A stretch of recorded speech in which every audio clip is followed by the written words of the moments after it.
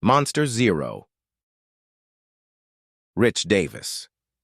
There is no Monster Zero, Pete insisted, glaring at his sisters from the doorway of their shared bedroom.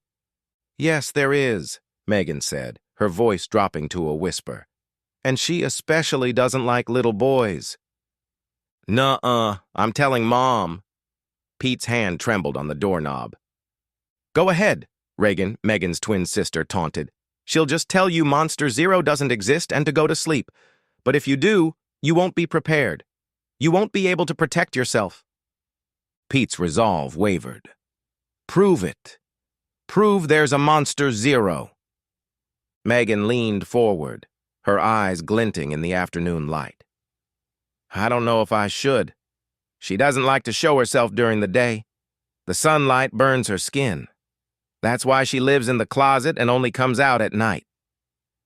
Why would she live in the closet? It's too small. You said Monster Zero was huge and terrifying. Pete knew, despite his protest, that monsters could live anywhere. They might be massive when hunting little boys, but they could make themselves tiny when they needed to hide. Okay, we'll prove it, Megan said.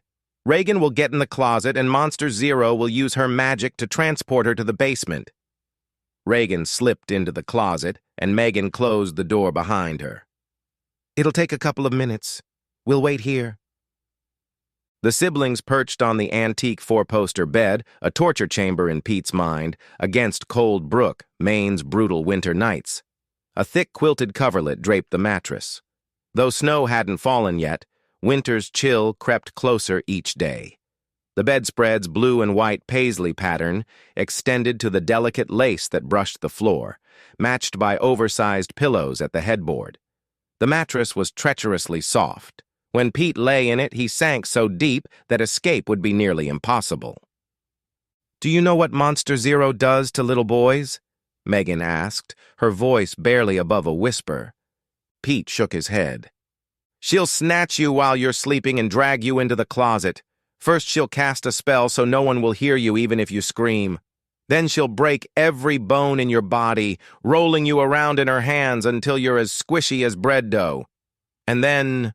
Megan paused for effect. She'll eat you alive. Pete's mouth went dry as summer dirt. She should be done now, Megan announced with eerie calm. She pulled open the closet door to reveal Reagan's absence. A mound of clothes lay scattered across the floor. Pete considered checking beneath them, but feared Monster Zero might grab his hand and begin the squishing process immediately. Let's check the basement, shrimp, Megan said, hurrying toward the stairs. Pete followed close behind, unwilling to remain alone in the bedroom. They retrieved their coats from the hall closet and headed to the porch, where they sat on an old wooden bench that resembled a church pew to tie their shoes. Megan took her time with her laces. Why are we going to the basement from outside? Pete asked, suspicion creeping back into his voice. Because now that we've awakened Monster Zero, she might grab our ankles through the inside stairs. If you fall and get knocked unconscious, she'll have you. The explanation resonated with Pete's own fears about things reaching between the steps. That's why we never enter the basement at night, not even Mom and Dad. Megan led him to the back of the house, where she opened the newly installed metal cellar doors. Their father had added this entrance last summer for easier access to his yard tools, lacking a proper garage. They descended the concrete steps cautiously. At the bottom, Megan fumbled for the light switch. When the bare bulb flickered to life, dust motes swirled in its weak glow. The light barely reached the corners, leaving the stone walls partially shrouded in darkness. The interior staircase loomed on the far side of the basement. Their old New England colonial house stood at the heart of rural Cold Brook. Here, seasons dictated life's rhythm. Spring brought garden planting, summer meant daily fishing expeditions for trout and bass. Fall heralded harvest time, and winter drove the men to hunt deer and moose. With 3-month snow-ins common, every house needed substantial storage, including its root cellar. The root cellar lay beneath the stairs, a raised earthen platform 3 feet high, separated by a sturdy stone wall. It stretched back into the earth like a cave, a pitch-black cave that might extend for miles. Pete never ventured inside, convinced some escaped lunatic might lurk in its depths. Megan approached the cave's entrance and gestured with her thumb. "She should be in there," she called out. "Reagan? Reagan?" "What's wrong?" Pete's voice quavered. "Nothing, probably. I'll look for her. You stay in the light. Monster Zero can't reach you there." She scrambled onto the earthen ledge and disappeared into the darkness. Her calls for Reagan grew fainter and fainter until they faded entirely. Pete stood frozen in his circle of wan yellow light. Each silent moment amplified his fear. When the grandfather clock upstairs tolled 10 times, terror overwhelmed him. He bolted for the cellar doors but lacked the strength to lift them. A sound, or did he imagine it? A growl? Gnashing teeth? He retreated to the light. "Megan! Reagan! Come back!" he shouted. "Please come back!" What if the bulb burned out? His only hope lay in the interior stairs. He sprinted toward them, taking 2 steps at a time. 2/3 up, he stumbled. In that split second of recovery, something brushed his foot, tried to grab him, to drag him into the void beneath the stairs. His screams echoed until the door above flew open, silhouetting Mom's figure against the daylight. "For heaven's sake, Peter, what's all this racket? Are you all right?" Hot tears streamed down his face. "Monster. Zero. Almost got me." "Goodness, are those girls scaring you again?" "No, she lives under the stairs, in the basement." "Peter, there are no monsters in the basement. It's just your imagination. Now go outside and play."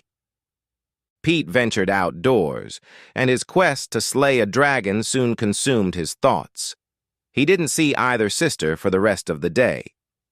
After dinner, Mom and Dad announced their plans to visit Grandma Vejo for Uno that evening. "I want you girls to watch Peter. No more scaring, okay?" "Yes, Mom." The moment their parents' car disappeared, Megan turned to Pete. "Boy, Monster Zero almost got us today.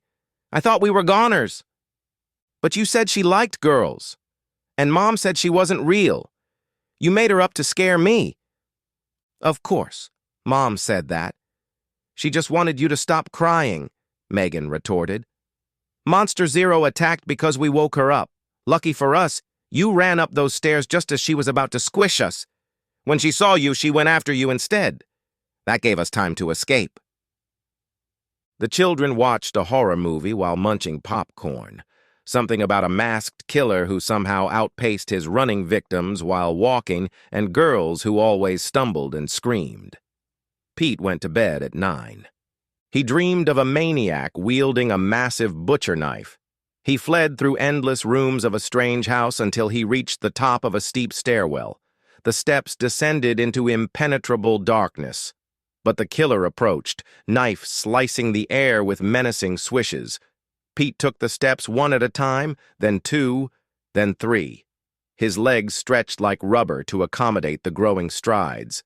Still, the maniac drew closer, the blade pulsing with demonic red light. The stairs creaked beneath him until the sound became continuous, like an old iron gate or tired door hinges.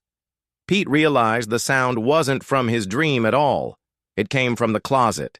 He jolted awake, scanning the room for phantom blades. His second sweep revealed the closet door standing ajar. Slowly, it widened. 4 inches. Then 5. 6. A thick, gnarled hand with lengthy fingernails reached out. Its skin was deep violet like the evening sky. Pete couldn't breathe. Monster Zero, he thought. She's going to squish me into dough and eat me. The soft mattress and heavy quilts trapped him like a coffin. Already dead. Entombed. The hand stretched toward a shaft of moonlight. Where its skin touched the light, it boiled and sizzled, sending tendrils of smoke curling upward. With a frustrated grunt, the hand snapped back into darkness. Any light could hurt Monster Zero. This revelation sparked an idea in Pete's mind. Not only would he capture Monster Zero, but he'd teach his wicked sisters a lesson. Morning sunlight flooded the house as Pete gathered his supplies. String, a sturdy flashlight, and tin cans from the waste bucket. He waited until after dinner to set his trap. He tied the cans above the closet door as an alarm system in his room, extended the shade cords with string, and tucked the flashlight beneath his pillow. That night he dreamed of being a war hero single-handedly destroying an enemy battalion until the distant clatter of tin cans dissolved his dreamscape. When his mind cleared, Monster Zero loomed at the foot of his bed.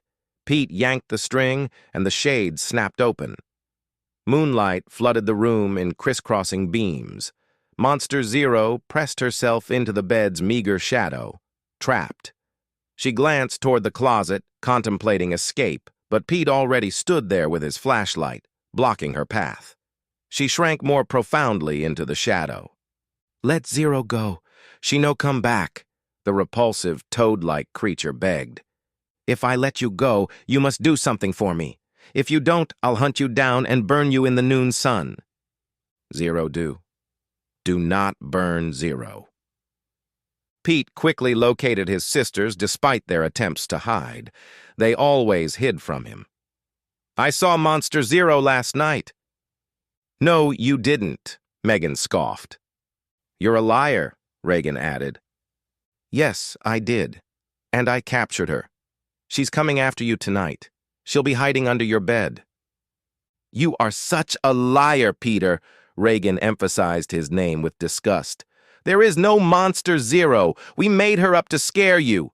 "Nuh-uh, I saw her, and she's coming for you." Pete walked away, hiding his smile as they laughed and mocked him. That night, while everyone slept, Pete slipped from bed to the closet. Gripping his flashlight tightly, he opened the door and whispered, "It's time." After a grunt of acknowledgement, Zero emerged into the luxuriously dark room. Pete led her downstairs to the girls' bedroom. "Okay, they're sleeping. Do your thing." Zero squeezed under the bed. At first, Pete felt disappointed as she merely tugged at the covers and tickled their feet. But then she jabbed Megan's foot. Megan turned and smacked Reagan. "Stop kicking me!" "I'm not kicking you. Why don't you stop tickling my feet and stealing the covers? I'm trying to sleep." "What are you talking about? You've been taking the covers from me." Zero's low groans silenced them. One clawed hand reached from beneath the bed, groping for their legs. The girls pressed themselves against the wall, but Zero persisted. She crawled to the center of the floor and rose to her full height. Drool spun from the corners of her mouth as she stared at them. "Zero like eating girls, too," she growled, inching closer. Megan and Reagan began to weep. Pete chose this moment to make his entrance. In his best hero voice, he declared, "Don't worry, girls, I'll save you." Zero glared at him.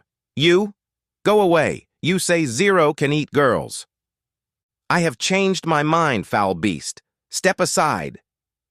"No," Zero snarled. "I make porridge with you. Feed you too young." Pete switched on the flashlight. Though he misses Zero entirely, he succeeds in blinding his sisters. "No! Not the dreaded flashlight!" Zero held up one hand as if warding off a deadly blow. "Back, vile creature of the night," Pete continued, channeling his comic book heroes. "Return to your closet and never emerge. If you do, we'll be waiting with our flashlights." Zero retreated to the closet just as Mom and Dad appeared in the doorway, snapping on the lights. "What on earth is going on?" "We're just playing," Pete said innocently. "Right, Megan?" "Yeah, Peter was just telling us a scary story." "It's too late for games. Back to your room, Peter," Dad commanded.